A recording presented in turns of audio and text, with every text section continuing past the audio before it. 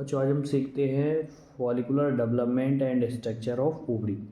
तो हम ओवरी के स्ट्रक्चर को समझते हैं और उसमें बनने वाले फॉलिकल को समझते हैं।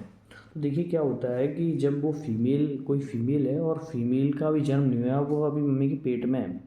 तो जब वो मम्मी के पेट में है तो उस कंडीशन में क्या अभी 2-3 महीने की है, और 2-3 महीने की है तो उसकी ओवरी में देखो क्या हो रहा है। उसकी ओवरी में कुछ ओवरी से बाहर कुछ सेल बनती हैं जिन्हें हम कहते हैं प्रीमोडियल जर्म सेल। और ये प्रीमोडियल जर्म सेल बनती तो बाहर है लेकिन ओवरी के अंदर आ गई हैं। अब ओवरी के अंदर आ गई हैं, ओवरी बंद हो गई।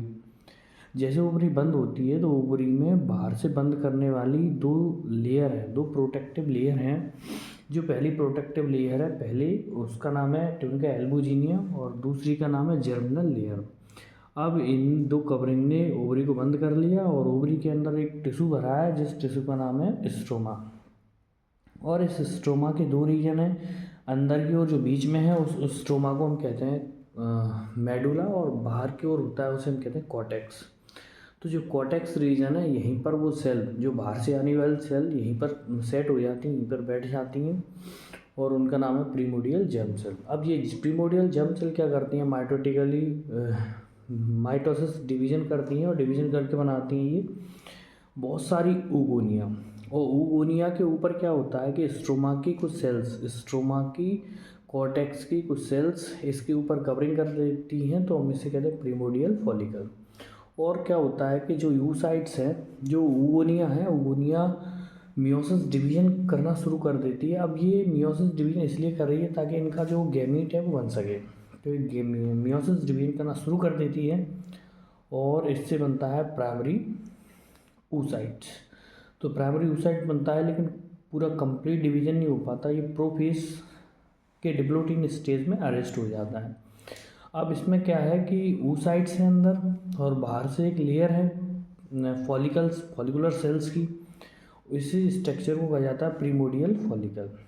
अब जब ये बच्ची जन्म लेती है तो जन्म के समय इसकी दोनों ओवरी में ऐसे प्रीमोडियल फॉलिकल 10 से 20 लाख लेकर के साथ आती है। अब क्या हुआ, ऐसा जन्म हो गया, और जन्म हो गया तो कुछ धीरे धीरे जब 10-12 साल की होती है तब तक इनमें से कुछ प्रीमोडियल फॉलिकल डिजनरेट हो जाते हैं, नष्ट हो जाते हैं। और जैसे ही इसकी पुबर्टी आती है, अब मान लो पुबर्टी आ गई, अब पुबर्टी आएगी तो पुबर्टी के समय क्या होगा, कुछ हार्मोन्स बॉडी में सीक्रेट होने लगते हैं। ये हार्मोन कहाँ से आते हैं, प्यूटिटरी ग्लैंड से आते हैं। और प्यूटिटरी ग्लैंड से कुछ दो हार्मोन आते हैं, LH और FSH।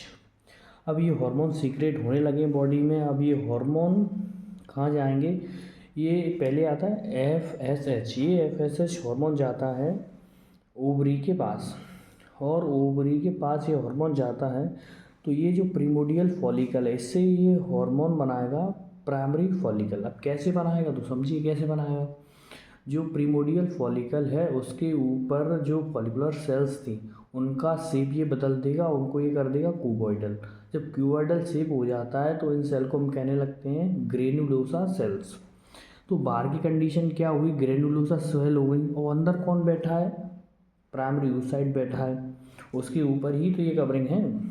तो अब ये उस oocyte से जाके कहेंगी अब तुम्हें ग्रो करना है, डिवाइड करना है, तो oocyte कहेगा खाना पीना कहाँ से आएगा, बड़ी समस्या है।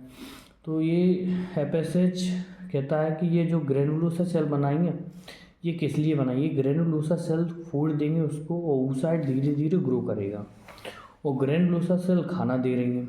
अब होता क्या है कि कुछ जो oocytes हैं, oocytes की गोल की बॉडी ग्लाइकोप्रोटीन सिक्रेट करती है, और इस ग्लाइकोप्रोटीन से oocytes के ऊपर एक कवरिंग बन जाती है जिसे हम कहते हैं ज़ोना पेलुसिडा। तो देखो कितना काम हो गया, oocyte ने ज़ोना पेलुसिडा बना ली और ग्रेनुलोसा सेल्स बन गई फॉलिकुलर सेल से। तो बाहर जो सेल्स हैं वो ग्रेनुलोसा सेल्स हैं, अंदर उनके अंदर ज़ोना पेलुसिडा है, उसके अंदर हमारा oocyte बैठा है। अब ये ज़ोना पेलुसिडा किस लिए बनाया है, ज़ोना पेलुसिडा इसलिए बनाया है क्योंकि जो ग्रेनुलोसा सेल खाना देती हैं, खाना बनाती हैं, वो डायरेक्ट नहीं पहुंच पाता oocytes को। तो ज़ोना पेलुसिडा कह रहा है कि तुम बनाओ और ट्रांसफ़र करने का काम हमारा है, हम ट्रांसफ़र करते रहेंगे, तुम बनाते जाओ, हम ट्रांसफ़र इसको करते रहेंगे। तो oocyte धीरे धीरे क्या करेगा, ग्रो करेगा। क्यों?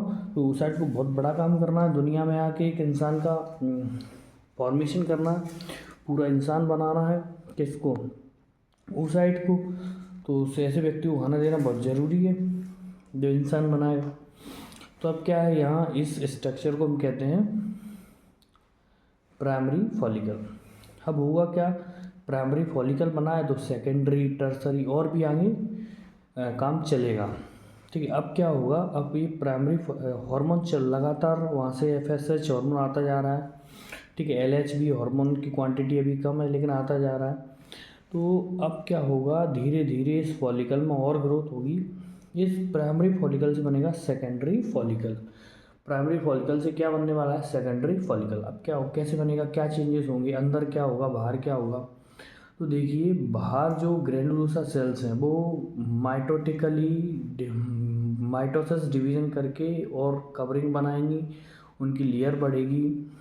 साथ में अंदर कुछ नहीं, उसका थोड़ी थोड़ी ग्रोथ होगी, उससे एक दो सेल नहीं बनेंगे। अभी प्राइमरी oocyte ही रहेगा।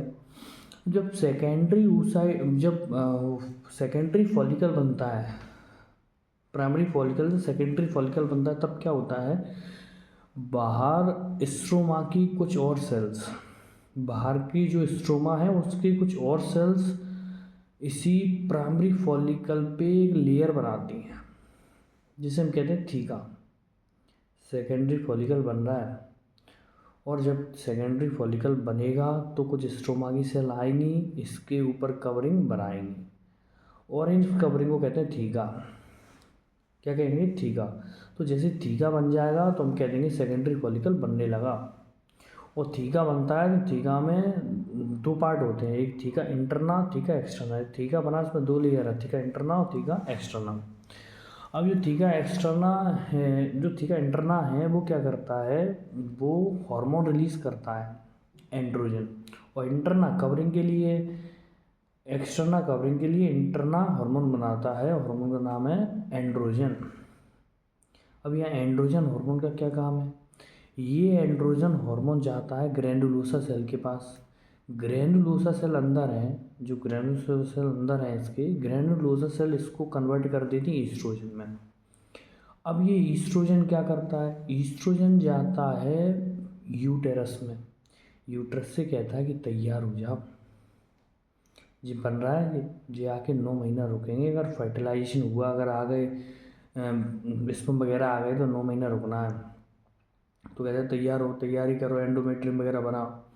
तो ईस्ट्रोजन वहाँ पहुँचा और ईस्ट्रोजन यहाँ क्या करता है, यहाँ ईस्ट्रोजन उसको डेवलपमेंट कराता है, किसको, oocyte को, उसका साइज बढ़ाता है। और ईस्ट्रोजन LH का पॉजिटिव फीडबैक देता है कि और आओ LH, और डेवलपमेंट होना है। तो यहाँ धीरे धीरे फॉलिकल का साइज बढ़ता जा रहा है। ये काम कब हो रहा है, ये काम हो रहा है सेकेंडरी फॉलिकल में। अब ऐसे अगर ग्रोथ चलती रहेगी तो यहाँ टर्सरी फॉलिकल बनेगा। तो टर्सरी फॉलिकल में क्या होगा, एंट्रम बन जाती है। स्पेशल कैरेक्टर क्या है, एंट्रम, बीच में स्पेस बन जाता है। जो ग्रैनुलोसा सेल्स हैं वो कुछ लिक्विड सीक्रेट करती हैं, और जो थीका एक्सटर्ना है वहाँ ब्लड वेसल्स होती हैं, वहाँ से कुछ लिक्विड आता है, तो बीच में लिक्विड भर जाता है, जिसकी वजह से अंदर की ओर क्या रह गया, अंदर के oocyte के ऊपर जोना पेलुसिडा, और जोना पेलुसिडा के ऊपर ग्रैनुलोसा सेल्स हैं, कुछ ग्रैनुलोसा से अंदर की ओर, कुछ बाहर की ओर, बीच में स्पेस। तो जो अंदर की ओर ग्रैनुलोसा सेल्स रह जाते हैं उनको वो बना लेती हैं कोरोना रेडिएटा, और जो बाहर की ओर चली गई वो एक्सटर्नल कवरिंग थीका के साथ मिल जाती हैं, और बीच में ब्लड बढ़ जाता है और धीरे धीरे इंक्रीज होता जाता है। ये बन गया टर्सरी फॉलिकल। अब क्या होगा, अब ये टर्सरी फॉलिकल से बनेगा फुली रैप्चर लास्ट वाला फॉलिकल, जिसको कहते हैं ग्रेफियन फॉलिकल। इसमें थोड़ा और डेवलपमेंट होगा, और यहाँ पे जब ग्रेफियन फॉलिकल बनता है तो क्या होता है, जो प्राइमरी oocytes है हमारा, जो प्राइमरी oocyte है, प्राइमरी oocyte डिवीजन कर लेता है सेकेंडरी oocyte में, फर्स्ट पोलर बॉडी का फॉर्मेशन हो जाता है। ये साइंटिफिकली बातें हैं, अगर ये कॉन्सेप्ट आपने पहले पढ़ा है तो बात समझ में आएगी। तो पोलर बॉडी का फॉर्मेशन हो जाता है और यहाँ फर्स्ट मेयोटिक डिवीजन कंप्लीट होगा, और इसमें जो सेकेंडरी oocytes है वो अगला मियोसिस डिवीजन शुरू कर देता है, लेकिन पूरा नहीं होता, वो मेटाफेज में स्टॉप हो जाता है, मेटाफेज में अरेस्ट हो जाता है। अब आगे जो oocytes है आगे डिवाइड नहीं कर रहा, ओवम अभी नहीं बन रहा, ओवम बनेगा जब फर्टिलाइजेशन होगा तब। और बाहर क्या एंट्रम बना था, LH ज़्यादा आता जा रहा है क्योंकि ईस्ट्रोजन बनता जा रहा है, और जब LH ज़्यादा आता जाता है तो एकदम से क्या होता है, LH सर जाता है, LH बहुत बढ़ जाता है और ये ग्रेफियन फॉलिकल रैप्चर हो जाता है, दीवार फट जाती है।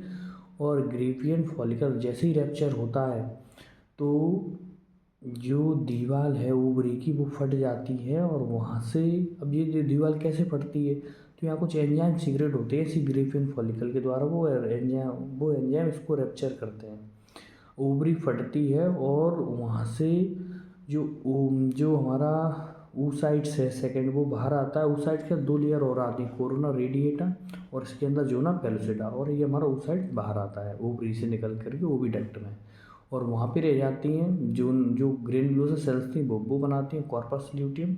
और इसकी कहानी आगे सीखेंगे, अभी तक हमें इन चीज़ों को पढ़ना है, ठीक है।